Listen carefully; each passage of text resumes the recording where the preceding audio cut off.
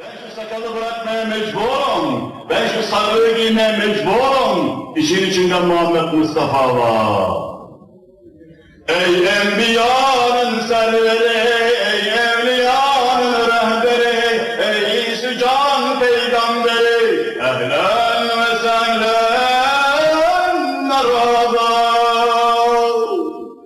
Ey enbiyanın serveri, ey evliyanın rehberi, ey sücan peygamberi, ehlen ve sehlen merhaba.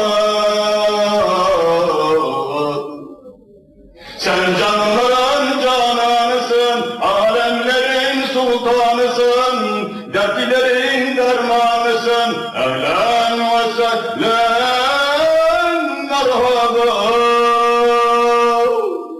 Sen canların cananısın, alemlerin sultanısın, dertlilerin dermanısın, ehlen ve sehlen merhaba. Sensin o mahbubudur, etme şefaatten cüdür, Ahmed Muhammed Mustafa, ehlen ve sehlen merhaba. Sensin o mahbubudur, etme şefaatten cüdür, Ahmed Muhammed Mustafa, ehlen ve sehlen merhaba. Cümle nebiler geldiler, payine yüzler sürdüler, yoluna canlar verdiler, ehlen ve sehlen merhaba. Cümle nebiler geldiler, payine yüzler sürdüler, yoluna canlar verdiler, ehlen ve sehlen merhaba. Güneş cemalin görelim, payine yüzler sürelim, yoluna canlar verelim, ehlen ve sehlen merhaba. Güneş cemalin görelim, payine yüzler sürelim, yoluna canlar verelim, ehlen ve sehlen merhaba.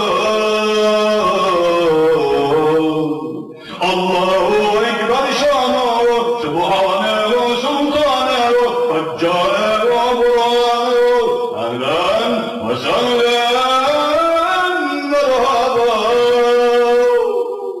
Allahu Ekber şanuhu, Sübhanehu sultanehu, Haccanehu burhanehu, ehlen ve sehlen merhaba. Ehlen ve sehlen merhaba. Ehlen